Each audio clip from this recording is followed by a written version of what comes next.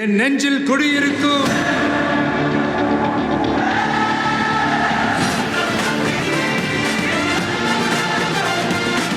உங்க toilet cleaner bison toilet cleaner குவாலிட்டியை விட பெட்டர்னு நிரூபிச்சா உங்க மொத்த பணமும் ரீஃபண்ட். பைசன் டாய்லெட் கிளீனர் இப்போது 79 ரூபாயில்.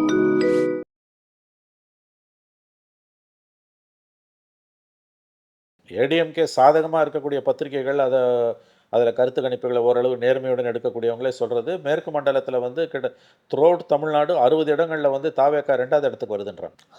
60 இடங்களில் திமுக முதல், அண்ணா திமுக இது தாவேக்கா 2, 3வது இடம் தான் அண்ணா திமுகன்றாங்க.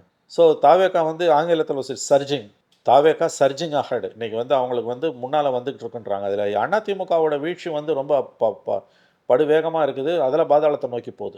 அன்புமணி நிற்கிற இடத்துல ராமதாஸ் உள்கூத்து நடக்கும், ராமதாஸ் நிற்கிற இடத்துல அன்புமணி உள்கூத்து பண்ணுவாங்க. அவங்க ஓட்டு ஏற்கனவே எனக்கு தெரிஞ்சு கணிசமான அளவு விஜய் பக்கம் நகர்ந்துருக்கு. பாமக வாக்கு வங்கி, விசிகா வாக்கு வங்கி நகர்ந்துருக்கு. 2011 எப்படி காங்கிரஸ், திமுக, விசிகா, பாமக நின்று விஜயகாந்த் அந்த பெல்ட் பூரா ஸ்வீப் பண்ணிட்டு வந்தாரோ அந்த கதை தான் இப்போ நடக்க போகுது. இவர்கள் வரலாற்றிலிருந்து பாடம் கற்க மறுக்கிறார்கள். பாமக வாக்கு வங்கி கணிசமாக விசிகாவை போல விஜய் பக்கம் நகர்ந்துருக்கு.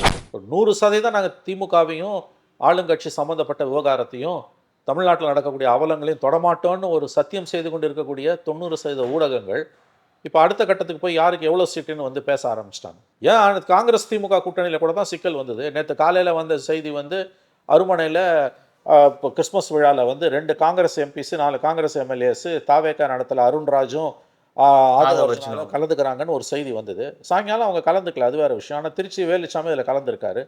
இப்படி ஒரு செய்தி வந்திருக்குன்றதும் இப்படி பிரச்சனை இருக்குன்றதை பற்றி ஏதாவது ஒரு மீடியா டிஸ்கஸ் பண்ணானா? நான் என்ன சொன்னேன், ஒரு 2வது விவாதமாவது அதை வைக்கணும்ல. அப்போ மீடியா வந்து கம்ப்ளீட்லி ஒன் சைடடாக திமுகவுக்கு சோல்ட் அவுட்டாக ஆகிடுச்சு. இதை நீ மக்கள்கிட்ட போய் கருத்து கணிப்பு எடுத்தீங்கன்னா சொல்லுவாங்க. ஒரு பத்திரிகையாளனாக இதை நான் பதிவு பண்ணுறேன், ஒரு வேதனையுடன் பதிவு செய்கிறேன். இது உண்மை. இன்னும் பெருசாக நீங்கள் வந்து கொரோனா காலத்தில் அவங்க வந்து மனித உருவில் இருக்கும் தெய்வங்கள் அவங்க காலெல்லாம் விழுந்தீங்க. நீங்கள் தெய்வமெல்லாம் ஒன்று நடத்த வேணாம், அவங்கள மனுஷனாக நடத்தினா மனுஷியாக நடத்தினா போதுன்றாங்க. அவங்கள அந்த போராட்டத்தை இந்த அரசு எப்படி ஒடுக்குதுன்றதை பற்றி யாராவது மனிதாபிமானத்தோட எவனாவது ஒரு சேனல் எழுதுனானா? அதை பற்றி ஒரு ஸ்டோரி, ஒரு விவாதம் நடந்துச்சா? இதெல்லாம் யார் கேட்குறது? சரி, கோரிக்கையை நிறைவேற்ற முடியலையா? அமைதியாக அறவழி போராட்டங்கள் மூலம் அவங்க போராட்டம் நடத்துறதை அலோவ் பண்ணுங்களேன். அது எதுக்கு போய் கெடுக்குறீங்க? பஸ்ஸில் ஏற்றிட்டு போய் ராத்திரியில் கொண்டு போய் விடுறீங்க. கழிவறைக்குள்ளே போன பெண்களை கதவை தட்டி வெளியில் வர சொல்கிறாங்க, பூட்டுறாங்கன்னு இன்றைக்கி தினமலர் செய்தி வந்திருக்கு. நான் சொல்லலை இது எதுவுமே. இதெல்லாம் ஊடகத்தில் தினமலரில் அட்லீஸ்ட் அவனாவது போடுறான், 10வது பக்கத்தில் போடுறான். இதுக்கு ஒரு நல்ல பேர் இருக்குது, அதை சொல்ல வேணான்னு தான் நான் பார்க்குறேன். வேண்டாம், அதை சொல்ல தேவையில்லை. இது வந்து 2.0. இது வந்து 1.0ல் எல்லாத்தையும் நீங்கள் அப்படியே செஞ்சு மக்களை அப்படியே எல்லா வாக்குறுதியும் நீங்கள் நிறைவேற்ற மீண்டும் ஒரு 5 வருஷம் கொடுத்தா அதை நிறைவேற்றுறது. ஆமாம், மீண்டும் ஒரு 5 வருஷம். இப்போ 2வது வாக்குறுதிக்கு இன்னொரு 5 வருஷம். அதாவது வெந்த புண்ணில் வேலை பாய்ச்சிருந்தாங்க. மக்களை இதை விட அதிகமாக இழிவுபடுத்த முடியாது. மக்களை ஏமாத்துறதுல இழிவுபடுத்துறதுல திமுக கின்னஸ் ரெக்கார்ட் படைத்து கொண்டிருக்கிறது. இது வந்து 2.0, ஜஸ்ட் 2.0. நான் அதுக்கு மேலே எதுவும் சொல்ல விரும்பல. சொன்னால் அவங்களுக்கு கோவம் வரும். ஆனால் மக்கள் பார்த்துக்கிட்டு இருக்காங்க. நீங்கள் லாஸ்ட் டைம் ஏமாத்துற மாதிரி இந்த தடவை ஏமாற்ற முடியாது. கேட்பான்ல.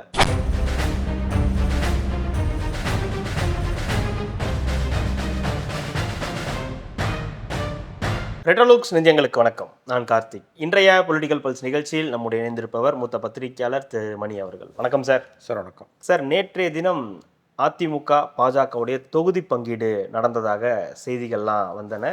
பியூஷ் கோயல் அவர்கள் வந்து சென்னைக்கு வந்தார், கமலாலயம் சென்றார், எல்லாரையும் அவங்களுடைய கட்சி தலைவர்கள் எல்லாரையும் பார்த்தார். பிறகு எடப்பாடி பழனிசாமியுடன் சந்தித்து அந்த மீட்டிங் நடந்து முடிஞ்சது. கிட்டத்தட்ட 1.5 மணி நேரம் நடந்ததாக சொல்லப்படுது அந்த மீட்டிங். அந்த மீட்டிங்கில் நிறைய விஷயங்கள் பேசியிருக்காங்க. செய்திகளில் வந்து அடிப்படையில் பேசணும் அப்படின்னா அவர்கள் 40 தொகுதிகள் கேட்டதாகவும் எடப்பாடி பழனிசாமி அவர்கள் 30 தொகுதிகள் கொடுப்பதற்கு ஒத்துக்கொண்டதாகவும் செய்தித்தாள்களில் வருது. ஆனால் நேற்றைய செய்திகளில் வந்தது என்னன்னா 170 தொகுதி நாங்கள் நிற்போம், உங்களுக்கு 23, பாமகவுக்கு 23, ஓபிஎஸ்க்கு 3 தொகுதிகள், டிடிவிக்கு 6 தொகுதிகள், மற்றவர்களுக்கு 3 அப்படின்னு ஒதுக்கியிருக்காங்க அப்படின்ற ஒரு செய்திகள் ஒரு பக்கம் பேசப்பட்டுச்சு. ஆனால் இன்றைய தினம் நேற்று இரவே வந்து பார்த்தீங்கன்னா ஓபிஎஸ் அவர்களுடைய தொண்டர்கள் அணி வந்து பேசி, இல்லை எடப்பாடி இருக்கிற அணியில் அதிமுகலையும் சேர மாட்டோம், எடப்பாடி இருக்கிற அணியிலையும் சேர மாட்டோம்ட்டாங்க. டிடிவி இன்னைக்கு வேற ஒன்று பேசுகிறார். இப்போ நேற்று நடந்தது என்ன, இன்னைக்கு நடக்கிறது என்ன சார்? அதான் நேற்றுக்கு மீடியாவில் பிளான்ட் பண்ணாங்க நியூஸ். ஏடிஎம்கே பிஜேபி தரப்புலேருந்து நேற்று மீடியாவில் பிளான்டடு நியூஸ். டிடிவிக்கு 6 சீட்டு, ஓபிஎஸ்க்கு 3 சீட்டுன்னு 30 சீட்டு கேட்டாங்க, 40 சீட்டு கேட்டாங்க, 170 சீட் வரைக்கும் அதிமுக நிற்குது அப்படின்லாம் வந்து நேற்றே வந்து பிளான்டடு நியூஸு. மீடியா எவ்வளோ கேவலமாக போயிடுச்சு தமிழ்நாட்டிலன்றதுக்கு இது உதாரணம். இன்றைக்கி நல்லா தான் டிடிவி பதில் கொடுத்துருக்காரு. அதுக்கு வந்து நீங்கள் இது பார்த்தீங்கன்னா பியூஷ் கோயல் வந்திருக்காரு, அண்ணாமலை இல்லை அந்த மீட்டிங்கில். அது ஒரு முக்கியமாக கவனிக்க வேண்டியது. அண்ணாமலை தனி லைனில் போயிட்டுருக்காரு. அதுக்கு மேலிடத்தோட ஒரு ஆசீர்வாதம் இருக்குது. இப்போ இருக்கவங்க எல்லாம் ஃபெயிலியர் ஆகிட்டாங்கன்னா மறுபடியும் அண்ணாமலையை இறக்குவாங்கன்றதுக்கான உதாரணம் அது. அதிகாரப்பூர்வமாக எவ்வளோ சீட்டு என்னன்றதெல்லாம் தகவல் வரல. கடந்த காலங்கள்லேயும் இப்படிலாம் வந்து பிளான்ட் ஆகும். ஆனால் ஓரளவாவது அது வந்து யதார்த்தத்தோட ஒத்து போகிறதா இருக்கும். இந்த மாதிரி அண்ட புழுக ஆகாச புழுக வந்து மீடியா வந்து போட்டது கிடையாது. இன்றைக்கி அந்த அளவுக்கு மீடியா வந்து டெல்லி மீடியா எப்படி கோதி மீடியா மாறி போய் மடியில் உட்காந்துருக்க மீடியாவும் மாறி போச்சோ, அந்த மாதிரி இங்கே இருக்க மீடியாவும் ஒன்று திமுக அடிமை இல்லை அண்ணா திமுக கொத்தடிமைன்னு மாறி போச்சு. எவன் பிளான் பண்ணான்றது தெரியல. இன்றைக்கி அவங்க 2 பேரும் பதிலடி கொடுத்துட்டாங்க. நேற்றே அவர் கொடுத்துட்டாரு, நாங்கள் 3 சீட்டுக்கெலாம் போக மாட்டோன்னு. டிடிவி இன்றைக்கி ரொம்ப அழகாக பதில் சொல்லியிருக்காரு. எங்கள் வீட்டு குழந்தைங்களுக்கு நாங்கள் கல்யாணம் பண்ணுவோம், நீ ஒன்றும் பார்த்து இது பண்ண வேணாம், எவ்வளோ சீட்டு என்னாலும் உங்களுக்கு வந்து இது நடுநிலையாக இருக்க மீடியா கூட ஏன் இந்த காரியத்தை பண்ணுது அப்படின்னு. இது வந்து அவங்களை இழிவுபடுத்துகிற மாதிரியான வேலைகள் இதெல்லாம். அதாவது ஒரு அஜெண்டாவோட மீடியா செயல்படுது. முழுக்க முழுக்க முழுக்க முழுக்க அண்ணா திமுக பற்றியே, அதுவும் இப்போ அலையன்ஸ் வந்ததால், பியூஷ் கோயல் வந்ததால் அதை பற்றியே பேசிகிட்டு இருக்க மீடியா தமிழ்நாட்டோட மற்ற எந்த பிரச்சனையும், வாழ்வாதார பிரச்சனைகள், செவிலியர்கள் போராட்டம் நடந்துக்கிட்டே இருக்குது. கொடூரமான முறையில் செவிலியர்கள் வந்து இன்றைக்கி அரசாங்கத்தால் வந்து சித்திரவதைக்கு ஆளாக்கப்படுகிறார்கள். இன்றைக்கி தினமலர் ஸ்டோரி பார்த்தீங்கன்னா உங்களுக்கு தெரியும். கடைசி பக்கத்தில் கிட்டத்தட்ட 8000த்துக்கும் மேற்பட்ட செவிலியர்கள் வந்து சென்னை அருகில் போராட்டத்தில் ஈடுபட்டிருக்காங்க. அவங்கள இரவோடு இரவாக கைது செய்து கொண்டு போய் அவங்கள ஊரில் இறக்கி விடுறாங்க. அவர்கள் வந்து கழிப்பறைகளுக்கு போவதற்கு கூட அனுமதிக்கப்படவில்லைன்னு அந்த செவிலியர்களோட சங்கங்கள் வந்து தெளிவாக சொல்கிறாங்க. அதை ஒரு செய்தியாக கூட இன்றைக்கி வந்து ஊடகங்கள் போடலை. ஒருத்தரும் கூட அதை டிபேட்டுக்கு எடுக்கலை. இந்த மாதிரி அரசு ஊழியர்கள் வந்து ஜனவரி 6லேருந்து நாங்கள் வந்து காலவரையற்ற வேலை நிறுத்தோன்றாங்க. அதை பற்றி ஒரு விவாதம் நடக்கலை. அதை பற்றி பேச வேண்டிய அளவுக்கு பேசல. இந்த மாதிரி வந்து தமிழ்நாட்டோட வாழ்வாதார பிரச்சனைகள் எவ்வளவோ இருக்குது, அதை பேசாமல் இதை மட்டுமே பேசுகிற ஊடகங்கள் அதுலேயும் ஒரு நேர்மை இல்லாமல் வந்து தங்களுக்கென்ற ஒரு அஜெண்டாவை வைத்து கொண்டு செயல்படுகின்றன. அதோட தொடர்ச்சி தான் வந்து சீட் ஷேரிங் முதற்கொண்டு இவங்களே போட்டாங்க. கடந்த காலங்களே அது இருந்திருக்குங்க, ஆனால் இவ்வளோ மோசமாக இருந்தது கிடையாது. எனவே அது ஒரு பக்கம். இப்போ ஓபிஎஸ்ஸையும் டிடிவியையும் உள்ளுக்குள்ளே சேர்த்துக்கிறதுக்கு அதிமுகவில் கண்டிப்பாக வரமாட்டாங்கன்னு தெரிஞ்சிடுச்சு. என்டிஏக்குள்ளே வரத்துக்கும் வாய்ப்பு குறைவுன்னு தெரிஞ்சு போச்சு. ஏன்னா இவ்வளோ அசிங்கத்துக்கு பிறகு மறுபடியும் அமித்ஷாவோ மோடியோ வந்தது நாள் முடிஞ்சு போச்சு. ஜனவரி முடிய போதோ, இன்னும் ஒரு வாரம் தான் டிசம்பர். ஆமாம், நான் 70 நாளில் நோட்டிஃபிகேஷனு, 100 நாளில் எலெக்ஷன். இதுக்கு பிறகு போய் இவ்வளோ அசிங்கத்துக்கு பிறகு சேர்ந்தாங்கன்னா அது ஜெல் ஆகாது. ஒரு கட்டத்தை தாண்டி போய் காங்கிரஸ் அதிமுக 96ல் கடைசி நிமிஷம் வரைக்கும் அடிச்சுக்கிட்டு குடும்பிப்படி சண்டை போட்டுக்கிட்டு 11th ஹவரில் நோட்டிஃபிகேஷன் வந்த பிறகு போய் சேர்ந்து எப்படி சைபர் ஆச்சோ, மூப்பனார் வெளியில் போனார், தமிழ்நாட்டில் காங்கிரஸ் வந்தது, ஜெயன்னு திமுக கொண்டு வந்து உட்கார வச்சாங்க. அந்த மாதிரி வந்து இவ்வளோ சண்டைக்கு, இவ்வளவு அவலங்களுக்கு, இவ்வளவு ரசாபாசங்களுக்கு பிறகு இவர்கள் போய் சேருவார்களே, ஆனால் அது உருப்படாது. கண்டிப்பாக அது உருப்படாது. அது டிடிவியும் ஓபிஎஸும் இனிமேல் என்டிஏக்குள்ளே போனாலும் ஏடிஎம்கேக்குள்ளே போனாலும் அது விளங்காது அந்த அலைன்ஸ். அதில் நான் வந்து இந்த நேரம் எனக்கு மனசில் படுறது என்னென்னா, நேற்று இரவு ஓபிஎஸோட ஸ்டேட்மெண்ட்டு இன்றைக்கி காலையில் டிடிவியோட ப்ரெஸ் மீட்டு பார்க்கும்போது இதுக்கு மேற்கொண்டு அவங்க போனாங்கன்னா அது விளங்காது. போவாங்கன்னு நான் சொல்லலை, போவதற்கு வாய்ப்பு 90% இல்லை. ஒரு 10% வேறு ஏதாவது சால்ஜாப்பு சொல்லி அல்லது வேறு ஏதாவது அழுத்தங்களுக்கு அடிப்பணிந்து இவர்கள் 2 பேரும் என்டிஏக்குள்ளே போகிறாங்க அப்படின்னா, ஏடிஎம்கேக்குள்ளே போகிறது ரூல்ட் அவுட்டு. என்டிஏக்குள்ளே போகிறாங்கன்னா அந்த அலையன்ஸ் விளங்காது, கண்டிப்பாக விளங்காது. அது 2 பேருக்குமே தெரியும், ஓபிஎஸ்ஸுக்கும் தெரியும், டிடிவிக்கும் தெரியும். அதனால் அவங்க ஒன்று டிடிவியோட விஜயகாந்த் டிவிகேவோட போகணும், இல்லை திமுகவோட போகணும். எதுன்றது அவங்க தலையெழுத்து அப்படின்றது அவங்களுக்கு தான் தெரியும். இப்படி ஒரு செய்தி வரதுனால அதிமுகவுக்கு என்ன லாபம் இருக்குது? என்டிஏல டிடிவிக்கும் ஓபிஎஸ்க்கும் 6 தொகுதி 3 தொகுதின்னு பிரித்து கொடுத்தனால ஏடிஎம்கேக்கு ஏதாவது லாபம் இருக்கா? ஆமாங்க, இப்போ நாங்கள் சொல்கிறபடி அவங்க வந்து கேட்டுக்கிறாங்க. அவங்கள நாங்கள் மட்டுப்படுத்திட்டோம், மட்டம் தட்டிட்டோம், வாரமாக வந்துட்டு போ. ஏடிஎம்கேக்குள்ளே ஓபிஎஸ்க்கு இடம் இல்லை, நீ அலையன்ஸ்குள்ளே என்ன 10ஓட 11 இருந்துட்டு போ. டிடிவி இருந்துட்டு போங்க, 6 சீட்டு ஓரமாக அப்படி உட்காந்துட்டு போங்கன்ற மாதிரி. வீட்டுக்குள்ளே வந்தவங்களை அப்படி ஓரமாக சேர் போட்டு உட்கார வைக்கிறாங்க. அது கண்டிப்பாக அவங்க அக்செப்ட் பண்ண மாட்டாங்க. நேற்று மாலையில் வந்து பியூஷ் கோயல் ஓபிஎஸ்ஸையும் ஒரு ஆதரவாளையும் சந்திப்பதாக இருந்த அந்த ரத்து செய்யப்பட்டது. அப்போ பிஜேபி வந்து தொடர்ந்து தமிழ்நாடு விவகாரத்தில் ராங் ஸ்ட்ராட்டஜியில் தான் போயிட்டு இருக்காங்க. கம்ப்ளீட்லி ராங் ஸ்ட்ராட்டஜி தமிழகத்தை பொறுத்த வரைக்கும். இது டூ லேட்டா இவங்க எடுத்த இந்த? ஆமாம், இது டூ லேட்டு. இந்த அசிங்கத்துக்கு பிறகு ஒன்று சேர்ந்தாங்கன்னா சேருவாங்கன்னு எனக்கு தோணலை. ஒருவேளை அப்படி சேர்ந்தாங்கன்னா, ஏன்னா அரசியல் எது வேணால் நடக்கலாம், ஒருவேளை இந்த அசிங்கத்துக்கு பிறகு அவர்கள் ஒன்று சேருவார்களே ஆனால் நிச்சயமாக அது வந்து அவங்களுக்கு எந்த பலனையும் கொடுக்காது. உன்னால் நான் கேட்டேன், என்னால் நீ கேட்டேன்னு 96ல் அதிமுக காங்கிரஸ் எப்படி சைபரில் போய் முடிச்சோ அந்த மாதிரி சைபரில் போய் முடிவாங்க. சேர்றதுக்கு வாய்ப்பு இல்லை இவ்வளவு அவலங்களுக்கு பிறகு. 10% சொன்னீங்களே, அது அண்ணாமலையோட ஆப்ஷனா? அது இல்லைங்க, அண்ணாமலையை அவங்க வந்து போஸ்ட் எலக்ட்ரல் சினாரியோக்கு இப்போ ரிசர்வ் பண்ணுறாங்கன்னு எனக்கு தோணுது.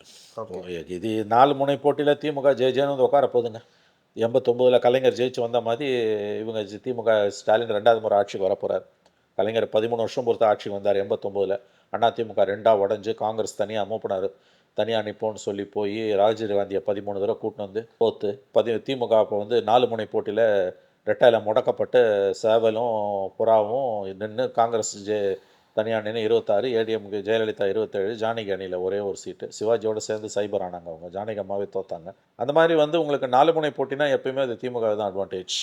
ஸோ இவங்க இந்த டீம் வேற போய் வந்து விஜயோட சேர்றாங்க அப்படின்னா நிச்சயமாக ஏடிஎம்கே ஓட்ட சிதைப்பாங்க அவங்க. அது ஏடிஎம்கேக்கு தான் ஆபத்து. ஏடிஎம்கே பெரிய ஆபத்துங்க. ஓகே. ஏடிஎம்கே சாதகமாக இருக்கக்கூடிய பத்திரிகைகள் அதில் கருத்து கணிப்புகளை ஓரளவு நேர்மையுடன் எடுக்கக்கூடியவங்களே சொல்கிறது, மேற்கு மண்டலத்தில் வந்து த்ரோட் தமிழ்நாடு 60 இடங்களில் வந்து தாவேக்கா 2வது இடத்துக்கு வருதுன்றாங்க. 60 இடங்களில் திமுக முதல்ல, அண்ணா திமுக இது தாவேக்கா 2, 3வது இடம் தான் அண்ணா திமுகன்றாங்க. ஸோ தாவேக்கா வந்து ஆங்கிலத்தில் சர்ஜிங், தாவேக்கா சர்ஜிங் அஹெட். இன்றைக்கி வந்து அவங்களுக்கு வந்து முன்னால் வந்துக்கிட்டு இருக்குன்றாங்க. அதில் அண்ணா திமுகவோட வீழ்ச்சி வந்து ரொம்ப படுவேகமாக இருக்குது. அதில் பாதாளத்தை நோக்கி போகுது. அவர் ஏதோ எடப்பாடி பழனிசாமி கனவு கண்டு கொண்டிருக்கிறார், நம்ம அப்படியே ஜெயிச்சிடலான்னு. ஓபிஎஸ் டிடிவி இவங்கெல்லாம் போய் தாவேக்காவோட போனாங்கன்னா கண்டிப்பாக தாவேக்காவோட தான் போவாங்க. திமுகவோட போனாங்கன்னா சூசைட் பாலிடிக்ஸ். ஓகே. தாவேக்காவோட போனாங்கன்னா நிச்சயமாக வந்து அவங்க 30லேருந்து 30 தொகுதி வரைக்கும் அவங்க வந்து இவங்களுக்கு எதிராக வந்து கண்டிப்பாக வந்து தனியாக போனாலே 30, தாவேக்காவோட போனால் கணிசமான அளவுக்கு அவங்க உடைப்பாங்க. அவங்க ஜெயிக்க மாட்டாங்க. நான் மறுபடியும் சொல்கிறேன், தாவேக்காவோட போகிற ஓபிஎஸும் டிடிவியும் ஜெயிப்பாங்கன்னு நான் சொல்லலை, அவர்களே கூட தோற்று போகலாம். ஓகே. ஆனால் அவங்க உடைக்கிற ஓட்டால் பெரிய அளவில் திமுக தான் லாபமாக போய் முடியும். அண்ணா திமுகவோட யாருமே இல்லை. உடஞ்சு போன பாமக ஏற்கனவே அதோட வாக்கு வங்கி பெரிய அளவில் விஜய் கிட்ட போயிடுச்சு. இந்த பாமக நிலையே ஒன்று இருக்கு இல்லையா, இந்த சார் அப்பாவும் ஒன்று சேர்ந்தாலும் இனிமேல் அங்கே பெரிய மதிப்பு கிடையாது சார். அவங்க 2 பேரும் சேர்ந்து சொந்தமாக வந்து சொந்த செலவில் அப்பாவும் பிள்ளையும் கட்சிக்கு கொள்ளி வச்சுட்டாங்க. இல்லை சார், அவங்களுக்கு ஒரு 23 கொடுத்துருக்காங்க. அதில் இவங்க கொடுக்குறதுங்க மீடியா கொடுக்காது. இந்த 23 யாருக்கு, அப்பாவுக்கா பையனுக்கான ஒரு கேள்வி இருக்கு. அதையாவது ரெட்டைப்படையில் கொடுத்தா ஒரு அர்த்தம் உண்டு, ஈக்குவல்னு. இப்போ 22, 20னா 10, 10, 11, 11, 24னா 12, 12, 18னா 9, 9, 23னா 11, 11 பிரிக்க முடியாது. 12 கொடுத்துட்டு 11 கொடுத்தீங்கன்னா அப்பாவும் ஒத்துக்க மாட்டார், பிள்ளையும் ஒத்துக்க மாட்டார். உன்னை குறைச்சிடணும். அப்போ ஒன்று பண்ணிடலாம் சார், 11 கொடுத்துட்டு ஒன்று வந்து ஜிகே மணி தனியாக நிற்க வச்சு. இல்லை அது அன்புமணி விட மாட்டார், வெட்டுக்குத்து நடக்கும். இப்போ எப்படி இருந்தாலும் அங்கே வந்து ஆல்ரெடியே வெட்டுக்குத்தில் தான் கட்சி ஓடிக்கிட்டு இருக்குது. ஏங்க மகன் மீதான நடவடிக்கையை விரைவுபடுத்துங்கன்னு சிபிஐக்கு கோரிக்கை வைக்கிறாரு. மகனுக்கு எதிராக டெல்லி போலீஸில் கம்ப்ளைண்ட் கொடுக்குறாரு ராமதாஸ். அப்பா புள்ள பாசம் புதிய சிகரங்களை தொட்டு கொண்டிருக்கிறது, மெய்சில் இருக்க வைக்கிறது புத்திர பாசம். அந்த கட்சி அந்த லட்சணத்தில் இருக்குது. வேற யாருங்க இருக்கா? எல்லாம் லெட்டர் பேட் பார்ட்டிஸுங்க. இந்த ஒரு உறுப்பினர் கட்சிகள் எல்லாம். இந்த செய்தி கவனிச்சிங்களா என்னன்னு தெரியல, பாமகவை சேர்க்கும் முயற்சியை அதிமுக கையில் எடுத்துக்குன்னு உத்தரவாதம் கொடுத்துருக்காங்களாம். இதெல்லாம் கதை அழகிறானே இவங்க. அது வந்து ராமதாஸோட குணாம்சம் தெரியாமல் விளையாடிக்கிட்டு இருக்காங்க. அப்படியே இருந்தாலும் கீழே மாற்றி குத்திப்பாங்க. அது நான் சொல்கிறேன். இந்த அவங்க லட்சணம் இப்போ எங்கன்னா 2 பேரும் ஒரு அணியில் கொண்டு வருவாங்க ஏதோ சில காரணங்களுக்காகனா, அது எங்கே போய் முடியும்னு பார்த்தீங்கன்னா கீழே வந்து ஒருத்தர் கவுத்துப்பாங்க. அன்புமணி நிற்கிற இடத்துல ராமதாஸ் உள்கூத்து நடக்கும், ராமதாஸ் நிற்கிற இடத்துல அன்புமணி உள்கூத்து பண்ணுவாங்க. அவங்க ஓட்டு ஏற்கனவே எனக்கு தெரிஞ்சு கணிசமான அளவு விஜய் பக்கம் நகர்ந்துருக்கு. பாமக வாக்கு வங்கி, விசிகா வாக்கு வங்கி நகர்ந்துருக்கு. 2011 எப்படி காங்கிரஸ், திமுக, விசிகா, பாமக நின்று விஜயகாந்த் அந்த பெல்ட் பூரா ஸ்வீப் பண்ணிட்டு வந்தாரோ அந்த கதை தான் இப்போ நடக்க போகுது. இவர்கள் வரலாற்றிலிருந்து பாடம் கற்க மறுக்கிறார்கள். பாமக வாக்கு வங்கி கணிசமாக விசிகாவை போல விஜய் பக்கம் நகர்ந்திருக்கிறது. அந்த யதார்த்தம் புரியாமல் அப்பாவும் மகனும் மோசமான ஒரு சண்டை உட்கட்சி பூசல் நடந்துகிட்டு இருக்குது. அதனால் அவங்களாலையும் இந்த கூட்டணிக்கு என்டிஏக்கு லாபம் கிடையாது. இந்த 3 தவிர யார் இருக்காங்க சொல்லுங்கள்? அண்ணா திமுக, பாஜக, பாமகவை தவிர மற்றது எல்லாம் லெட்டர் பேட் பார்ட்டிஸ், ஒரு உறுப்பினர் கட்சி. இதில் தேமுதிகவுக்கு 6 ஒதுக்கியிருக்காங்க. அதெல்லாம் இவங்க ஜனவரி மாதம் தான் சொல்லுவேனே சொல்லி அந்தம்மா வந்து அவங்க என்னென்னமோ அவங்க பேசின்னு இருக்காங்க. நீங்கள் அவங்கள சீரியஸ் பிளேயராக எடுக்காதீங்க. அந்த சீரியஸ் பிளேயராக எடுக்கல சார். விஜயகாந்த் அதாவது விஜய பிரபாகரன் விருதுநகரில் வாங்கின ஓட்டை வச்சு இந்த அசம்பிளி எலெக்ஷனில் விஜயகாந்த் தேமுதிக வாக்கு வங்கியை பெருசமாக கவனத்தில் எடுத்துக்காதீங்க. இன்ஃபேக்ட் என்டிஏல தேமுதிகவை பெருசாக கருதலை. அமித்ஷா வந்து விஜயகாந்தை வந்து பெரிய அளவில் விஜயகாந்த் கட்சியை அவர் மரணத்துக்கு பிறகு அமித்ஷா பெரிய அளவில் கன்சிடர் பண்ணலை. அதனால தான் வந்து பார்லிமெண்ட் எலெக்ஷன்லேயே அவங்க கிட்ட சேர்க்கல. ஞாபகம் வச்சுக்கோங்க.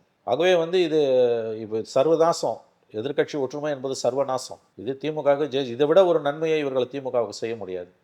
நிச்சயமாக இதை விட ஒரு மிகப்பெரிய நன்மையை இவர்களை திமுகவுக்கு செய்ய முடியாது. அப்போ எடப்பாடி அவர்கள் யூபிஎஸ் ஓபிஎஸ்க்கு டிடிவிக்கெல்லாம் ஒத்துக்கிட்டாருன்னு சொல்ல வந்த செய்தி அவங்களுக்கான செய்தி தானா? ஓபிஎஸ் டிடிவிக்கான செய்தி தானா? என்டிஏக்குள்ளார வரணும் அப்படின்ற செய்தி அது யாரு கலப்பி விட்டா? இல்லை, அது மறுக்கவும் இல்லையே இவங்க தரப்புல. எதுக்கு மறுக்கணும்? அவங்க என்ன சொல்றாங்க? இது எதையும் அவங்க மறுக்க மாட்டாங்க, மறுக்க வேணாம், அதை நான் ஒத்து போறேன். ஏன்னா அவங்க என்ன சொல்றாங்க, 24 மணி நேரம் 365 நாளும் எங்க கதையை தான் நீங்க பேசுறீங்க, எல்லா விதமான கதையும் நீங்க அளந்து விடுறீங்க, நாங்க எதுக்கு இதுக்கு மறுப்பு அதுக்கு மறுப்பு தெரிவிக்கணும்? நீ என்ன வேணா பேசி என்ன வேணா எழுதி, எனக்கு கவலை இல்லைன்றாங்க. அந்த விதத்தில் நான் ஒத்துக்கிறேன்.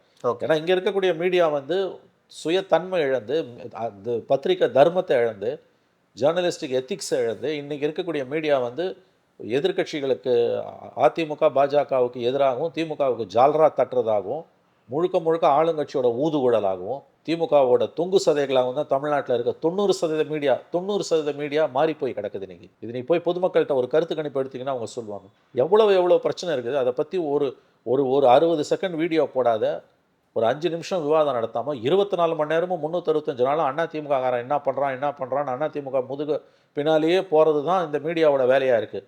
ஏன் 24 மணி நேரமும் 365 நாளும் இதையே பண்ணுறான்னா 25வது மணி நேரம் இல்லை, 366வது நாள் இல்லை, இருந்தால் அதையும் அங்கே தான் செய்வாங்க. ஒரு 100% நாங்கள் திமுகவையும் ஆளுங்கட்சி சம்மந்தப்பட்ட விவகாரத்தையும் தமிழ்நாட்டில் நடக்கக்கூடிய அவலங்களையும் தொடமாட்டோன்னு ஒரு சத்தியம் செய்து கொண்டு இருக்கக்கூடிய 90% ஊடகங்கள் இப்போ அடுத்த கட்டத்துக்கு போய் யாருக்கு எவ்வளோ சீட்டுன்னு வந்து பேச ஆரம்பிச்சிட்டாங்க.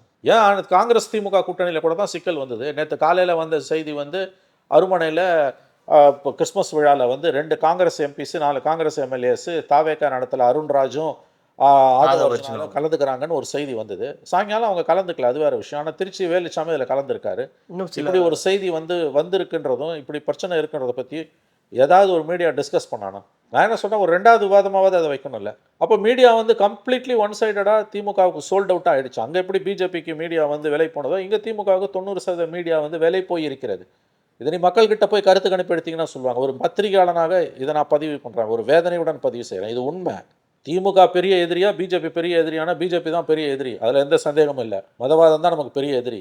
ஆனால் அதே நேரத்தில் ஒரு ஊடகமாக எல்லா தரப்பு செய்தியும் சமமாக போடணுன்ற தர்மத்திலேருந்து மீடியா இங்கே தவறி போய் அங்கே எப்படி ஆளுங்கட்சிக்கு விலை போச்சோ அதேமாதிரி தமிழ்நாட்டில் இருக்க ஆளுங்கட்சிக்கு 90% மீடியா விலை போயிருக்கு. ஆனால் விலை போயிருக்கு. இதையும் நம்ம பதிவு பண்ணணும். இந்த குறைஞ்சபட்ச தர்மம் நேர்மை இல்லாமல் நம்ம வந்து பத்திரிகையாளர்கள் மீடியா பர்சன்ஸும் சொல்லிக்க முடியாது. இப்போ அதோட தொடர்ச்சி தான் எங்கே போய் நிற்குதுன்னா, அவங்க யாராவது உங்களுக்கு சொன்னாங்களா இவனுக்கு 23 சீட் கரெக்டாக சொல்கிறாங்க 23 சீட்டுன்னு? ஏன் அது 24 சீட்டாக இருக்கக்கூடாதா, இல்லை 22 சீட்டாக இருக்கக்கூடாதா? நான் என்ன சொல்கிறேன், குறைஞ்சபட்சம் ஒரு பகுத்தறிவு, ஒரு காமன் சென்ஸ், பொலிட்டிக்கல் சென்ஸ் இருந்தால் இந்த எண்ணிக்கையை நீ ரெட்டப்படையில் வச்சிருப்ப, ஒத்தப்படையில் வச்சிருக்க மாட்டேன். ஏன்னா அப்பாவுக்கு பிள்ளைங்க சண்டைன்னு தெரியும். ஒன்று 20 அல்லது 22 அல்லது 24, 10 10 11 11 12 12. நீ 23ன்னு வச்சா 11 12ன்னு பிரிச்சா அந்த ஒரு செட்டில் அந்த ஒரு நம்பருக்கு வெட்டுக்குத்து நடக்கும் இல்லையா? ஆமாம். அப்போ போய் சொல்கிறதுக்கும் கொஞ்சம் புத்தி வேணும்ல. அதுவும் கிடையாது. எவனோ எழுதி கொடுக்குறது, எவனோ ஃபீட் பண்ணுறதை நீ போடுற. அத்தனை மீடியாவும் ஒரே மாதிரி போடுறாங்க. உனக்கு என்னடா ஆதாரம் நான் கேட்குறேன். ஆகவே தங்களுடைய சுயத்தன்மையை இந்த ஊடகங்கள் இழந்து விட்டன. அது அவங்களுக்கு வந்து ஒரு ஜனநாயகத்தில் எதிர்க்கட்சி பக்கம் நிற்கிறது தான் மீடியாவோட வேலை. 10 ஆண்டுகள் திமுக அதிகாரத்தில் இல்லாத பொழுது திமுகவை ஆதரித்து பேசுவது என்பது வந்து ஊடக தர்மம். இன்றைக்கி எதிர்க்கட்சியாக இருக்கும்போது அதிமுகவை இஷ்யூஸ் அடிப்படையில் நீ எதிர்க்கணும்னு எதிர்க்க வேணாம், ஆதரிக்கணும் எதிர்க்கணும். இல்லை இஷ்யூஸ் இருக்குங்க, அவ்வளோ இஷ்யூஸ் இருக்குது. செவிலியர் போராட்டத்திலேருந்து தூய்மை பணியாளர் போராட்டத்திலேருந்து ஜனவரி 6ஆம் தேதியிலேருந்து அரசு ஊழியர்கள் காரவரையற்ற வேலை நிறுத்தன்றாங்க. 16 லட்சம் ஊழியர்கள் எலெக்ஷனை 2 மாதத்தில் வச்சு நான் வந்து அனௌன்ஸ்மெண்ட் பண்ணுறான். எவ்வளோ பெரிய செய்தி. எவனா ஒருத்தன் விவாதிச்சானா? விவாதம் வரைக்கும் போக வேணாம் சார், அது செய்தியாக நீங்கள் போட்டிங்களா? அப்படி பாசிங் ரெஃபரன்ஸாக போகிறீங்கல்ல. வெயில்லையும் மழையிலையும் அந்த குளிரில், மார்கழி குளிரில் அந்த செவிலியர்கள் இன்னும் பெருசாக நீங்கள் வந்து கொரோனா காலத்தில் அவங்க வந்து மனித உருவில் இருக்கும் தெய்வங்கள் அவங்க காலெல்லாம் விழுந்தீங்க. நீங்கள் தெய்வமெல்லாம் ஒன்று நடத்த வேணாம், அவங்கள மனுஷியாக நடத்தினா போதுன்றாங்க. அவங்கள அந்த போராட்டத்தை இந்த அரசு எப்படி ஒடுக்குதுன்றதை பற்றி யாராவது மனிதாபிமானத்தோட எவனாவது ஒரு சேனல் எழுதுனானா? அதை பற்றி ஒரு ஸ்டோரி, ஒரு விவாதம் நடந்துச்சா? இதெல்லாம் யார் கேட்கறது? அவங்க வாக்குறுதிகளை தான் கேட்குறாங்க. வாக்குறுதியை நிறைவேற்று அவங்க கேட்குறாங்க. சரி, கோரிக்கையை நிறைவேற்ற முடியலையா? அமைதியாக அறவழி போராட்டங்கள் மூலம் அவங்க போராட்டம் நடத்துறதை அலோவ் பண்ணுங்களேன். அதை எதுக்கு போய் கெடுக்குறீங்க? பஸ்ஸில் ஏற்றிட்டு போய் ராத்திரியில் கொண்டு போய் விடுறீங்க. கழிவறைக்குள்ளே போன பெண்களை கதவை தட்டி வெளியில் வர சொல்கிறாங்க, பூட்டுறாங்கன்னு இன்றைக்கி தினமலர் செய்தி வந்திருக்கு. நான் சொல்லலை இது எதுவுமே. இதெல்லாம் ஊடகத்தில் தினமலரில் அட்லீஸ்ட் அவனாவது போடுறான், 10வது பக்கத்தில் போடுறான். காட்சி ஊடகங்கள் எவனாவது ஒருத்தன் காமிச்சானா? அது இல்லை, இது ஏதோ தூய்மை பணியாளர்கள் போராட்டம் மாதிரியே போய் முடியுமோன்ற ஒரு அச்சமும் ஒரு அப்படி தான் இருக்கும். போய் உடைக்க தான் பார்ப்பாங்க. அப்படியே பட்டும் படாமல் தொட்டும் தொடாமல் மெல்லிய மயிலிறகால வருடி கொடுக்குற மாதிரி நம்முடைய சண்முகம், தோழர் சண்முகம் என்ன கேட்குறாரு? சிபிஎம் பொதுச் செயலாளர், மாநில செயலாளர், அரசு தலையிட வேண்டும். அப்படியே ரொம்ப கூட கேட்டால் ஸ்டாலினுக்கு வலிச்சிடும்னு அப்படி மல்லமாக கேட்குறாரு. அப்போ இந்த அளவுக்கு இங்கே வந்து நிலைமை மோசமாக இருக்கும்போது ஆளுங்கட்சியை பற்றி எதுவுமே பேசாமல், இஷ்யூஸை பேசாமல் 24 மணி நேரமும் 365 நாளும் அதிமுக கதையை அளந்து கொண்டு இருக்கக்கூடிய ஊடகங்கள் இப்படி பொய் கதைகளையும் தான் பரப்புவாங்க. ஆனால் இதில் இன்னொரு பக்கம் எதிர்க்கட்சிகளையும் நம்ம பார்க்கணும். அவங்களுமே எந்த ஸ்டெப்பும் எடுக்கலையா சார்? அது எப்படிங்க? அதுதாங்க நான் சொல்கிறேன். ஸ்டெப் மீன்ஸ் அவங்களுக்கு ஆதரவாகவும் அவங்களுக்கு பேசுறதாங்க. அதில் இப்போ எடப்பாடி இதில் என்ன பேசினார்? அரசு ஊழியர்கள் பிரச்சனையில் எடப்பாடி வாயை திறக்க மாட்டேன்றாரு. ஏன் தெரியுமா? இது நிறைவேற்ற முடியாத வாக்குறுதிகளை நான் கொடுக்க முடியாதுன்றாரு. பழைய ஓய்வூதிய திட்டத்தை நான் கொடுக்க மாட்டேன்றாரு. அவங்களோட வாக்குறுதியில் அது இல்லவே இல்லை. அந்த குறைஞ்சபட்ச நேர்மையாவது எடப்பாடிங்க அதிமுக இருக்குது. நிறைவேற்ற முடியாத வாக்குறுதிகளை கொடுக்க மாட்டாங்க. திமுக அது கிடையாது. எல்லா வாக்குறுதியும் கொடுத்துட்டு இன்னைக்கு நிறைவேற்ற முடியாதுன்றாங்க. கேட்டால் ஒன்றிய அரசு பாசிச பாஜக, அவன் ஃபண்டு கொடுக்கலாம் நிறைவேற்றலாம், அவன் ஃபண்டே கொடுக்க மாட்டான், அப்போ நிறைவேற்றாமல நீ இருந்துருவியா? எதுக்கு வாக்குறுதி கொடுத்தீங்க? குறைஞ்சபட்சம் அதிமுகவுக்கு அரசு ஊழியர் போராட்டத்தில் இதை நிறைவேற்ற முடியாத வாக்குறுதி, பழைய ஓய்வூதிய திட்டத்தை கொண்டு வர முடியாது, அதனால் நாங்கள் வாக்குறுதியும் கொடுக்கல, இந்த போராட்டத்தை நாங்கள் ஆதரிக்கவும் இல்லைன்னு ஒரு ஸ்டாண்ட் எடுக்கிறாங்க. அந்த நேர்மை அவங்களுக்கு இருக்குது. ஆனால் அந்த குறைஞ்சபட்ச நேர்மை திமுக இல்லை. செவிலியர் போராட்டத்துக்கு வாக்குறுதி, தூய்மை பணியாளர் போராட்டத்துக்கு வாக்குறுதி. இந்த சென்னை மாநகராட்சி முன்னால் எத்தனை மாதத்தில் 2 நாள் போராட்டத்தில் நம்முடைய மாசுவும் ஸ்டாலினும் போய் உட்காந்துருப்பாங்க. இன்றைக்கி ஆட்சிக்கு வந்தானே கையை விரிச்சிட்டாங்க. இந்த மாதிரி கொடுத்த வாக்குறுதிகளை நிறைவேற்றாமல் நீங்கள் அரசு ஊழியர்களை ஏமாற்றியது தான் இன்றைக்கு மிச்சம். இன்றைக்கி வந்து இங்கே நிற்கிது, அரசு ஊழியர்கள் அடுத்த மாதம் போராட்டன்றாங்க. நீங்கள் என்ன பண்ணுவீங்க? போட்டி சங்கத்தை வச்சு உடைப்பீங்க, கோர்ட்டுக்கு போய் ஸ்டே வாங்குவீங்க, அந்த ஸ்டேக்கை பிசுக்க வைப்பீங்க. ஆனால் ஓட்டுன்னு ஒன்று இருக்குல்ல, நீதிமன்றத்தில் போய் நீங்கள் ஸ்டே வாங்கிடலாம் அரசு ஊழியர்கள் போராட்டத்துக்கு. ஆனால் கீழே ஓட்டுன்னு ஒன்று இருக்குல்ல, அது காட்டும்ல. ஆனால் அது அவங்களோட ஸ்ட்ராங் பேஸ் இல்லையா அரசு ஊழியர்? இதை தான் நான் சொல்ல வரேன். இதில் இருக்க பெரிய முக்கியமான ஒரு விஷயம், 2003 ஜெயலலிதா 1.25 லட்சம் அரசு ஊழியர்களை வேலையை விட்டு நீக்கும்போது தைரியமாக அந்த முடிவை ஜெயலலிதா எடுத்ததுக்கு முக்கியமான ஒரு காரணம் என்னன்னா, அவர்கள் பாரம்பரியமாக திமுக வாக்கு வங்கி, அதனால் எனக்கு ஒன்றும் பாதிப்பு இல்லைன்னு தான் அந்த அம்மா அந்த டிசிஷன் எடுத்தாங்க. ஆனால் திமுக அந்த டிசிஷனை எடுக்க முடியாது. ஏன் தெரியுமா? பாரம்பரியமாக அவங்க திமுகவோட வாக்கு வங்கி. அன்றைக்கி ஜெயலலிதா அதை நீக்கும்போது எனக்கு தெரிந்து 12 லட்சம் அரசு ஊழியர்கள் 2003, இன்றைக்கு கிட்டத்தட்ட 16 லட்சம் அரசு ஊழியர்கள். 1.25 லட்சம் அரசு ஊழியர்களை ஜெயலலிதா நீக்கினாங்க. நீங்கள் 16 லட்சம் அரசு ஊழியர்கள், நீங்கள் என்ன பண்ணுவீங்க? ஜெயலலிதா மாதிரியான நடவடிக்கையை நீங்கள் எடுக்க மாட்டீங்க. ஸ்டாலின் அந்த நடவடிக்கை எடுக்க மாட்டார். டிஸ்மிஸ் பண்ணுறது மாதிரியான வேலையெல்லாம் இருக்காது. போட்டி சங்கங்களை வச்சு உடைப்பாங்க, கோர்ட்டுக்கு போய் ஸ்டே வாங்குவாங்க யாராவது, கண்டிப்பாக அது நடக்கும். ஸ்டேக்கை பிசுக்க வைப்பாங்க. எத்தனை நாளைக்கு ஸ்ட்ரைக் பண்ணுவீங்க? ஒரு 10 பேரை சஸ்பெண்ட் பண்ணுவாங்க. அப்போ ஆட்டோமேட்டிக்காக வேலையில் வந்து சேருவாங்க. அடுத்த கவர்மெண்ட் வந்தோன்னா பார்த்துக்கலான்னு ஏதாவது ஒரு சால்ஜாப்பு சொல்லப்படும். ஆனால் அந்த வாக்கு இருக்குல்ல, அது உங்களுக்கு போயிடும். ஏன்னா அது உங்கள் வாக்கு இல்லை. இங்கே தான் இந்த டவுட்டே வருது சார். இந்த மாதிரி அரசு ஊழியர்கள் பிரச்சனை, தூய்மை பணியாளர்கள் பிரச்சனைன்னு ஒரு பக்கம் இருக்குது. ஆட்சிக்கு எதிரான நிலையும் நிறைய மக்கள்கிட்ட இருக்குது, ஆன்டி இன்குபன்சி இருக்குது. அப்படின்னா அப்போ இந்த ஓட்டை எடுக்கிறது யார்? ஏன்னா எதிர்கட்சிகள் நீங்க சொல்ற மாதிரி வந்து அதிமுக தரல, வாக்குறுதி தரல, விஜய்க்கு போடுவாங்களா இல்ல அதிமுக போடுவாங்களா இல்ல மறுபடியும் திமுக? அந்த ஒரு அட்வான்டேஜ் தான் திமுக இருக்குன்னு ஒரு தரப்பு இருக்கு. ஏடிஎம்கே வந்து இன்னைக்கு ஏடிஎம்கே கவர்மெண்ட்ல இருந்ததுன்னா திமுக களத்தில் குதிச்சு எல்லா வாக்குறுதியும் நாங்கள் நிறைவேற்றுறோம்னு சகட்டு மேனிக்கு எல்லா ப்ராமிஸும் பண்ணுவாங்க. அப்படிதான் 2021 பண்ணாங்க. அவங்க சொல்றாங்கல்ல, நாங்கள் போராட்டத்தில் ஈடுபட்டு, உண்ணாவிரத போராட்டத்தில் ஈடுபட்டு 5-6 நாட்கள் பொறுத்து கைது செய்யப்பட்டு மருத்துவமனையில் சேர்க்கப்பட்டு நாங்கள் படுக்கையில் படந்து சலைன் எங்களுக்கு ஏற்றிட்டு இருந்தப்ப எங்கள் அருகில் வந்து உட்கார்ந்த முதலமைச்சர், உங்கள் உயிர் எங்களுக்கு, யார் இன்றைய முதலமைச்சர் அன்றைய எதிர்க்கட்சித் தலைவர் ஸ்டாலின் அவர்கள், உங்கள் உயிர் எங்களுக்கு முக்கியம், கழகம் ஆட்சி அமைத்தவுடன் உடனடியாக உங்கள் கோரிக்கைகள் நிறைவேற்றப்படும் என்று நாங்கள் அழைக்காமலேயே எங்களிடம் வந்து உறுதியளித்தார். ஆனால் இன்று முதலமைச்சரானவுடன் நாங்கள் பலமுறை அவரை சந்திக்க முயற்சிக்கிறோம், நாங்கள் அவரை பார்க்க முடியவில்லை என்றாங்க. இப்போ ஏன் நீங்கள் கேட்டது நல்ல கேள்வி. எதிர்கட்சி எடப்பாடி இந்த வாக்குறுதியை கொடுக்க மாட்டேன்றாரு. கண்டிப்பா கொடுக்க மாட்டாங்க, அதை ஞாபகம் வச்சுக்கோங்க. இல்ல அவங்க ஆரம்பத்திலிருந்தே சொல்லிடுறாங்க, ரொம்ப இதுவா சொன்னா உஷாரா இருக்காங்க, இது எதுவுமே செயல்படுத்த முடியாது, நான் கொடுக்க முடியாதுன்றாங்க. அவங்க சீமானு ஒரு சீரியஸ் பிளேயராகவே உள்ள இல்லை. ஓகே, விஜய் வந்து இப்போ வாக்குறுதி கொடுப்பாரா? இப்போ விஜய் வாக்குறுதி கொடுத்தாருன்னா அது அந்த பக்கம் அந்த ஓட்டு போகும், இல்லைன்னா ஓட்டு செதறும், இல்லை ஓட்டு போட மாட்டாங்க. ஓகே, ஓட்டு குறைய நான் தங்களுக்கு லாபம்னு டிஎம்கே அலையன்ஸ் நினைக்குது. பட் இது வந்து கோவத்தை வெளிக்காட்டுறதுக்கு அது ஒன்று வழி இருக்கு. கோவத்தை வெளிக்காட்டுறதுக்கு ஒரு வழி இருக்கு. ஒருவேளை அவர்கள் வந்து யார் வரணுன்றது எங்களுக்கு முக்கியம் இல்லை, யார் வரக்கூடாதுன்றது முக்கியம். யாருமே எங்கள் கோரிக்கையை நிறைவேற்ற மாட்டாங்களா?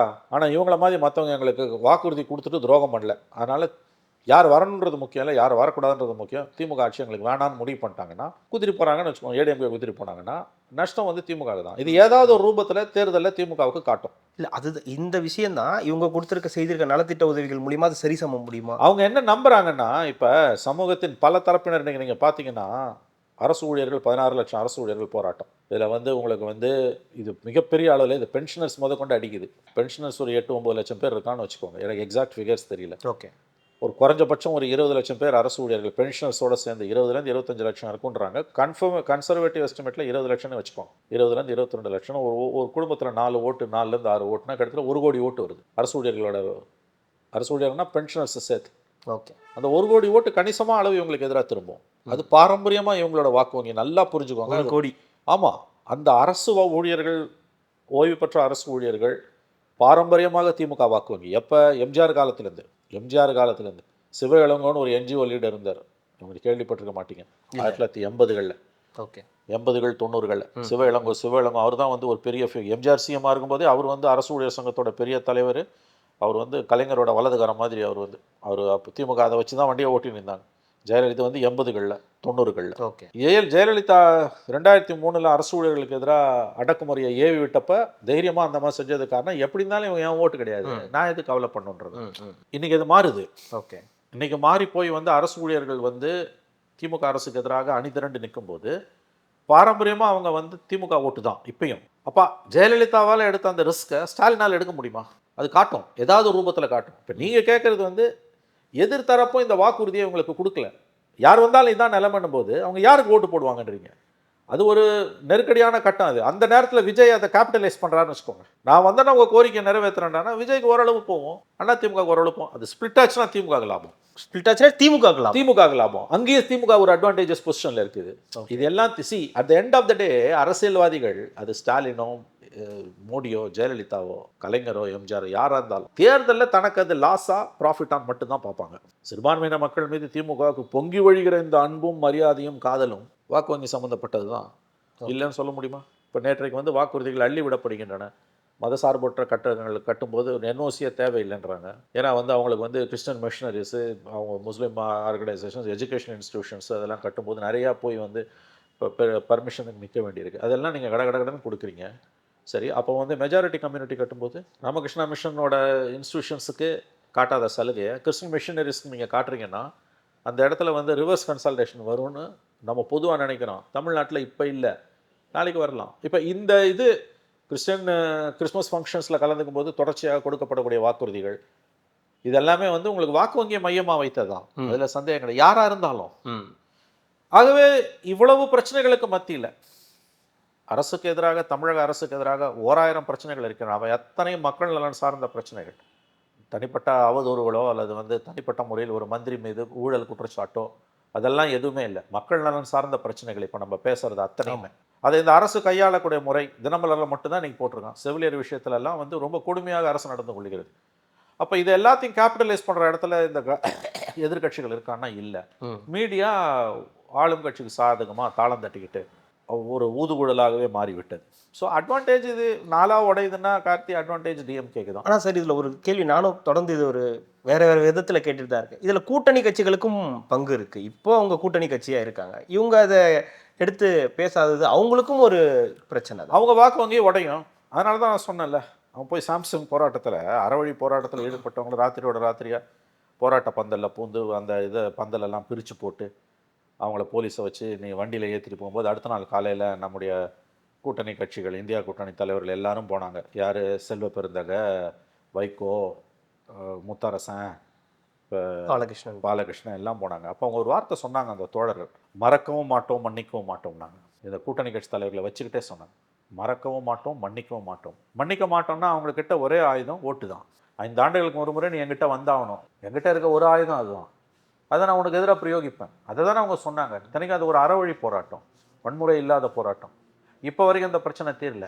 அந்த போராட்டத்தை நீங்கள் அப்படி நடத்திருக்க வேண்டிய கடைசியில் என்ன ஆச்சு? நீங்கள் ஹைகோர்ட்டுக்கு போய் சங்கத்தை அங்கீகரிக்கிறதை தவிர அரசுக்கு வேறு வேலையே கிடையாது. சட்டம் தெளிவாக சொல்லு. திமுக அரசுக்கு சாதகமாக சில விஷயங்களில் நிலைப்பாடு எடுக்கக்கூடிய ஓய்வு பெற்ற நீதிபதி சந்துரு உள்ளிட்டவர்கள் அப்போ கொடுத்த பேட்டிகள், அரசாங்கத்தை நாராக கீழ்ச்சிருந்தார் அவர் சந்துரு. அந்த சங்கத்தை பதிவு பண்ணுறதை தவிர உனக்கு வேறு வேலையே இல்லை. கோர்ட்டுக்கு போய் காலம் தாழ்த்துனாங்க, கடைசியில் அங்கீகரிச்சிங்கல்ல. அதை முதலே செஞ்சிருந்தால் அந்த போராட்டமும் அந்த ரணம் வந்திருக்கும். அதில் கிட்டத்தட்ட 2000 ஊழியர்கள், அவர்களை சார்ந்தவர்கள், ஒரு 20,000 ஓட்டு இருக்கும். ஒருத்தனுக்கு 4 ஓட்டு நான் சொல்கிறேன், அவன் நண்பர்கள். ஓகே, அவங்கெல்லாம் போச்சு இல்லை. இப்போ நீ போய் வந்து வீரபாண்டியனும் முத்தரசனும் பாலகிருஷ்ணனும் சண்முகமும் அறிவாலயத்தில் டீ சாப்பிட்டு ஜாங்கிரி சாப்பிட்டு கை கொடுத்து கட்டி பிடிச்சிக்கலாம். 6 சீட்டை 8 சீட்டாக கொடுத்தாலும் இல்லை 6 சீட்டு 4 சீட்டாக கொடுத்தாலும் பாசிச பாஜகவை எதிர்க்கிறதுக்கு எந்த தியாகத்துக்கும் தயார். நீங்கள் கட்டி பிடிச்சிப்பீங்க. நீங்கள் போய் அறிவாலயத்தில் உங்கள் ஓட்டு டிரான்ஸ்ஃபர் ஆகுமா? பல நெருக்கடிகள் இருக்கின்றன. இது ஏதோ குறை சொல்கிறதுக்காக திமுகவை இல்லைங்க, அப்படி சொல்லலை. இல்லை, நீங்கள் சொல்கிற விஷயம் புரிந்து கொள்ளணும். கிரவுண்டில் சுச்சுவேஷன் ரொம்ப அலாமிங்காக இருக்குது. ஓட்டு 4 உடையுது, 1000 ரூபாய் ஸ்கீமால் ஜெயிச்சலான்னு அவங்க நினச்சிக்கிட்டு இருக்காங்க. தெரியல, அப்படிலாம் நீங்கள் மக்களை குறைச்சி மதிப்பிடாதீங்க. அவாய்டு பண்ணியிருக்கக்கூடிய ப்ராப்ளம் இப்போ இவ்வளோ இந்த பிரச்சனைகளை இப்படி கையாளணும்னு என்ன அவசியம்? அது நாங்கள் செவிலியர் பிரச்சனையை துப்புரவு தொழிலாளியை ஹேண்டில் பண்ணுற மாதிரி செவிலியர்களை நீங்கள் ஹேண்டில் பண்ணுறீங்க, தப்பு. துப்புரவு தொழிலாளியே நீ அப்படி ஹேண்டில் பண்ணக்கூடாது. நீ ஒருபடி மேலே போய் வெள்ளை நிற தேவதைகள், வெள்ளையோட தேவதைகள், கடவுளுக்கு சமம்லாம் கதை இழந்தீங்கல்ல. கொரோனா காலத்தில் மந்திரிலாம் போய் காலில் விழுந்தான்ல. யார் உங்களை காலிலையும் கூட சொல்லலை, அவங்க கழிப்பறைகளை பூட்டணும்னு நம்ம சொல்லலை. ஒருத்தன் பேச மாட்டேன்றானாங்க. இதை மெயின் ஸ்ட்ரீம் மீடியாவில் இதை பேசினா தானே அரசுக்கு உரைக்கும். இடிப்பாறை இல்லை ஏமராமண்ணன், கெடுப்பாறை இல்லான்னு கெடும். சும்மா ஜால்ரா போடுறதா மீடியாவோட வேலை. நான் என்ன சொல்கிறேன், மத்திய அரசு பழிவாங்க நடவடிக்கையோடு எடுக்கக்கூடிய சில விஷயங்கள் இருக்குது. அதை பேசாமல் இருக்கிறத கூட நான் கடந்து போகிறேன். சரி, அவன் யோகியதை, மத்திய அரசாங்கத்தோட யோகியதை நமக்கு தெரியும். அதனால் நீ பேசாமல் இருக்கிறது கூட எனக்கு பிரச்சனை இல்லை, இல்லையா? ஈடியோட லெட்டரை சொல்கிறேன், 2 லெட்ரு, ஈடியோட லெட்ரு இல்லையா, ஒரு அமைச்சர் சம்மந்தப்பட்ட லெட்ரு. அதை பற்றி பேசாமல் போகிறத கூட நான் புரிஞ்சுக்கிறேன். ஏன்னா அவன் நோக்கம், மத்திய அரசாங்கத்தோட நோக்கம் உங்களை காலி பண்ணுறதுக்கு. அதில் தப்பு நடந்தால் நடக்கலைன்னு நமக்கு தெரியாது. ஆனால் மத்திய அரசாங்கத்தோட நோக்கம் வந்து உள்நோக்கம் கொண்டது. நீ பேசாமல் போகிற நான் புரிஞ்சுக்கிறேன், நான் அதையும் கடந்து போகிறேன். ஆனால் இந்த மாதிரி வந்து போராடக்கூடிய மக்கள் இருக்காங்கல்ல, இதை மீடியா எப்படிங்க கடந்து போக முடியும்? அப்போ பெரிய வரலாற்று பிழைய, மக்களுக்கு துரோகத்தை மீடியா செய்யுது. கூட்டணி கட்சிகளுக்கும் இந்த பாவத்தில் பங்கு இருக்குது. இது ஏதாவது ஒரு ரூபத்தில் எலெக்ஷனில் காட்டும். கடந்த காலங்களில் அது இப்படி காட்டியிருக்கு. பட் ஓட்டு 4 உடையிறதால தான் நமக்கு வரக்கூடிய சந்தேகம், இது காட்டாமலும் போகலாம் என்பது. ஒன்று, இந்த பிரச்சனைகளின் தீவிரத்தன்மை அரசு இந்த ஆளும் கட்சி கொடுக்க நிறைவேற்ற முடியாத வாக்குறுதிகளை கொடுத்து மக்கள் முதுகில் குத்தியது. ஓகே, அது ஒன்று. 2வது, இதனுடைய பலனை இன்றைய ஆளுங்கட்சி அனுபவிக்காதானா அது தெரியாது. ஒன்று, மாரல் ஆங்கிளில் அறத்தின் நின்று, அறம்ன்றது பெரிய வார்த்தை, அதை நான் சொல்ல கூட விரும்பலை. ஆங்கிலத்தில் சில சமயம் அது ஒரு அட்வான்டேஜ் நமக்கு வந்து மாரல் கிராட்டிடியூடுன்னுவாங்க. அது வந்து உங்களுக்கு வந்து ஒரு மாரல் ஸ்டாண்ட் எடுத்தாங்கன்னா திமுக வந்து நிறைவேற்ற முடியாத வாக்குறுதிகளை கொடுத்து மக்களை ஏமாற்றி மயக்கி தான் இந்த வெற்றியை பெற்றிருக்காங்க. ஜெயிச்ச பிறகு நிறைவேற்றாமல் நீங்கள் போகிறீங்க, உங்களுக்கு அது வெற்றியை கூட கொடுக்கலாம். ஆனால் ஏதாவது ஒரு கட்டத்தில் நீங்கள் ஏதாவது ஒரு விதத்தில் இதுக்கான வேலையை கொடுப்பீங்க. Politically, I am speaking politically. இல்லை, பொலிட்டிக்கலாக தான் இப்போது இந்த விஷயங்கள், இப்போ இந்த வாக்குறுதிகள் நிறைவேற்றலை, தூய்மை பணியாளர்கள் வாக்குறுதி நிறைவேற்றலை, செவிலியர்களுடைய வாக்குறுதிகள் நிறைவேற்றாத போது இப்போ மீண்டும் திமுக தலைமையில் ஒரு குழு அமைக்கப்பட்டிருக்கு தேர்தல் வாக்குறுதிகளுக்காக, கனிமொழி அவர்களுடைய தலைமையில். அப்போ மீண்டும் என்ன மாதிரியான வாக்குறுதிகள், அதற்கான வாய்ப்புகள் இதில் இருக்குமான்ற ஒரு கேள்வி. அதாவது அது என்ன சொல்கிறது, அதை வந்து இதுக்கு ஒரு நல்ல பேர் இருக்குது, அதை சொல்ல வேணான்னு தான் நான் பார்க்குறேன். வேண்டாம், அதை சொல்ல தேவையில்லை. இது வந்து 2.0. இது வந்து 1.0ல் எல்லாத்தையும் நீங்கள் அப்படியே செஞ்சு மக்கள் அப்படியே எல்லா வாக்குறுதியும் நீங்கள் நிறைவேற்ற, மீண்டும் ஒரு 5 வருஷம் கொடுத்தா அதை நிறைவேற்றுறது. ஆமாம், மீண்டும் ஒரு 5 வருஷம். இப்போ 2வது வாக்குறுதிக்கு இன்னொரு 5 வருஷம். அதாவது வெந்த புண்ணில் வேலை பாய்ச்சிருந்தாங்க. மக்களை இதை விட அதிகமாக இழிவுபடுத்த முடியாது. மக்களை ஏமாத்துறதுல, இழிவுபடுத்துறதுல திமுக கின்னஸ் ரெக்கார்ட் படைத்து கொண்டிருக்கிறது. ஏன்னா முதல் வாக்குறுதியில், இப்போ நீங்கள் கொடுத்த அந்த தேர்தல் வாக்குறுதிகளில் குவாலிட்டேட்டிவ்லி முக்கியமான வாக்குறுதிகளை நிறைவேற்ற முடியாமல் சந்திச்சிருக்குது. இந்த அரசு ஊழியர்களும் போராடக்கூடியவர்களும் திரும்ப திரும்ப சொல்வது, நீங்கள் கொடுத்த வாக்குறுதியை நம்பி தானே அவனுக்கு ஓட்டு போட்டான், அதையே நீ செய்யலை, அதுக்கு 1000 காரணத்தை சொல்கிறேன். பிஜேபிக்கு ஃபண்டு கொடுக்கல, ஒன்றிய பாஜக அரசு ஃபண்டு கொடுக்கல, பாசிச பாஜக அரசு ஃபண்டு கொடுக்கலன்னு. இது இப்படி இருக்கும்போது 2வது குழுவை போட்டு கனிமொழி தலைமையில் தேர்தல் அறிக்கைன்றது வெந்த பொண்ணில் வேலை பாய்ச்சறது. இது வந்து 2.0, ஜஸ்ட் 2.0. நான் அதுக்கு மேலே எதுவும் சொல்ல விரும்பலை, சொன்னால் அவங்களுக்கு கோவம் வரும். ஆனால் மக்கள் பார்த்துக்கிட்டு இருக்காங்க. நீங்கள் லாஸ்ட் டைம் ஏமாத்துற மாதிரி இந்த தடவை ஏமாற்ற முடியாது. கேட்பான்ல, நீங்கள் தேர்தல் வாக்குறுதியில் கொடுத்ததை முதல் தேர்தலில் 1.0வே வாக்குறுதி கொடுக்க முடியலையாங்க. 2.0 எந்த முகத்தை வச்சு நீங்கள் 2.0ன்னு வரீங்க? அட்லீஸ்ட் ஒரு கன்வின்சிங் எக்ஸ்பிளனேஷன் நீங்கள் கொடுக்கணும்ல. பழைய ஓய்வூதிய திட்டத்தை செயல்படுத்த முடியாதுன்றது உங்களையும் என்னையும் விட, போராடக்கூடிய ஊழியர்களையும் விட ரொம்ப நல்லா தெரிஞ்சவர் பிடிஆர். படித்தவர், சர்வதேச பல்கலைக்கழகங்களில் படித்தவர், ஒரு கண்ணியமான மனிதர், நேர்மையானவர். தமிழ்நாடு வரை கொண்டாடிச்சு முதல் 2 வருஷம். அதுக்கப்புறம் இப்போ எங்கே இருக்காருன்னே தெரியல. அவர் என்ன சொன்னார், அந்த குழுவில் அவரும் ஒரு உறுப்பினர். பழைய ஓய்வு திட்டத்தை அமல்படுத்துவோன்னாங்க. அதிகாரத்துக்கு வந்த 4 மாதம், ஆகஸ்ட் மாதம் சொல்கிறார் அசம்பிளியில், பழைய ஓய்வு திட்டத்தை அமல்படுத்துவது சாத்தியமற்றது. கூசாமல் இந்த வார்த்தையை அவர் சொன்னார். இது எவ்வளோ பெரிய துரோகம் நான் கேட்குறேன். அப்போ முதல் தடவை இந்த வாக்குறுதியெல்லாம் இந்த மேனிஃபெஸ்டோவில் கொடுத்தீங்களே, அதுக்கு என்ன எக்ஸ்ப்ளனேஷன் கொடுப்பீங்க? நீங்கள் மக்களிடம் மன்னிப்பு கேட்பீர்களா அல்லது வருத்தம் தெரிவிப்பீர்களா? ஏன்னா you are member of the committee. நீங்கள் அந்த குழுவில் ஒரு முக்கியமான உறுப்பினர். இப்பயும் அந்த உறுப்பினர் அவர், இந்த 2.0லையும் ஒரு உறுப்பினர். அப்போ அதாவது இந்த வார்த்தை ஜாலங்களுக்கு சொல்லு தவறுறது, இது என்ன பேர் இதுக்கு? இதை விட மக்களை ஏமாற்ற முடியுமா? விதவிதமாக ஏமாத்துறீங்கல்ல. முதல் மேனிஃபெஸ்டோவில் சொன்னதிலேயே குவாலிட்டேட்டிவாக நிறைவேற்ற முடியாதுன்னு உங்களால் ஒப்புக்கொள்ளப்பட்ட, நீங்கள் ஒப்புக்கொண்டாலும் ஒப்புக்கொள்ளாவிட்டாலும் உங்களால் நிறைவேற்ற முடியாத குவாலிட்டேட்டிவான வாக்குறுதிகள் உங்கள் முன்னால் வந்து இன்றைக்கி வந்து வரிசை கட்டி நிற்கின்றன. இதில் 2வது மேனிஃபெஸ்டோவுக்கு நீங்கள் டீமை போட்டிங்க. எந்த முகத்தை வச்சுட்டு மக்களை சந்திப்பீங்க நீங்கள்? அதாவது நீங்கள் என்ன வேணால் பேசலாம், என்ன வேணால் எழுதலாம், மீடியா உங்கள் கையில் இருக்குது, உங்கள்கிட்ட பணம் இருக்குது, எதிர்க்கட்சிகள் செதறி கிடக்குது. 2வது முறை நீங்கள் ஜெயிக்கிறதுக்கு வாய்ப்பும் அதிகமாக இருக்குது. நீங்கள் ஜெயிக்கவும் செய்யலாம். பட் பொலிட்டிக்கல் மொராலிட்டின்னு ஒன்று இருக்குல்ல. இல்லை இப்படி சொன்னால் கன்வின்சிங்காக இருக்கும், இல்லை இது ஒரு நியாயமான விஷயமா இருக்குமா? இது நாங்கள் மீண்டும் ஆட்சிக்கு வந்தால் இதை நாங்கள் செஞ்சு தரோம் அப்படின்னு சொன்னால் அது ஏற்றுக்கிறதுக்கான வாய்ப்புகள் இருக்குன்னு பார்க்குறேன். அது மக்கள் தாங்க முடிவு பண்ணணும். அதுக்கு பேர் நீ முதல் தடவை கொடுத்த வாக்குறுதியை நிறைவேற்றாததுக்கு கன்வின்சிங்காக என்ன ஆன்சர் சொல்கிறேன்? முடியாதுன்னு 4வது மாதம் வாயில் வந்ததில்ல, இப்போ மட்டும் எப்படி முடியும்னு வரும்? அப்போ முடியாத வாக்குறுதிகளை கொடுத்ததுக்கு நீங்கள் என்ன எக்ஸ்ப்ளனேஷன் கொடுக்க போகிறீங்க? மக்களிடம் வருத்தம் தெரிவிப்பீர்களா? மன்னிப்பு கேட்பீர்களா? தவறிவிட்டோம், நாங்கள் நினச்சதை விட நிதிநிலை மோசமாக இருக்குது, அதனால் நாங்கள் இதை நிறைவேற்ற முடியல. சம் எக்ஸ்ப்ளனேஷன் நீங்கள் கொடுக்கணும்ல. நான் ஒவ்வொரு வாக்குறுதிக்கும் கூட சொல்லலைங்க, குவாலிட்டேட்டிவாக. இப்போ நீங்கள் பழைய ஓய்வூதிய திட்டத்தை கொண்டு வரணும்னு சொல்லிவிட்டு அதை நிறைவேற்ற முடியலன்னா அது மிகப்பெரிய துரோகம். அதே மாதிரி நாங்கள் 3 லட்சம் பணியிடங்களை நிறைவேற்றுவோம்னு சொல்லிட்டு நிறைவேற்றலைன்னா அது மிகப்பெரிய துரோகம். 12,000 பகுதி நேர ஆசிரியர்களை நாங்கள் பணி நிரந்தரம் செய்வோம்னு சொல்லிட்டு இன்றைக்கி முடியாதுங்கன்னு சொல்கிறதுன்னா அது மிகப்பெரிய துரோகம். இந்த துரோக பட்டியல் ஒரு குறைஞ்சது 10 வாக்குறுதி 12 வாக்குறுதியிலையாவது அணிவகுத்து நிற்குது. இப்போ இதுக்கு என்ன எக்ஸ்ப்ளனேஷன் கொடுப்பீங்க? இல்லைங்க இதெல்லாம் எல்லா கட்சியும் செய்கிறதுங்க, நீ காங்கிரஸ் கொடுத்தான், பிஜேபி கொடுத்தான், ஏடிஎம்கே கொடுத்தான், எல்லாம் அவங்களெல்லாம் போய் என்ன முடியாங்க கேட்குறீங்கன்றோம். நீங்கள் தானே பெரிய பெரிய வார்த்தைகளை போட்டுட்டு வந்து எங்கள் முன்னால் நிற்கிறீங்க. எங்களுடைய தேர்தல் அறிக்கைகள் என்பவை எப்பயுமே ரொம்ப முக்கியமானவை. 2006 கலர் டிவி கொடுத்தப்ப தேர்தல் அறிக்கை தான் இந்த தேர்தலின் கதாநாயகன் என்று கலைஞரோட அந்த தேர்தல் அறிக்கையை பாராட்டி அன்றைய மத்திய நிதியமைச்சர் ப. சிதம்பரம் சொன்னார்.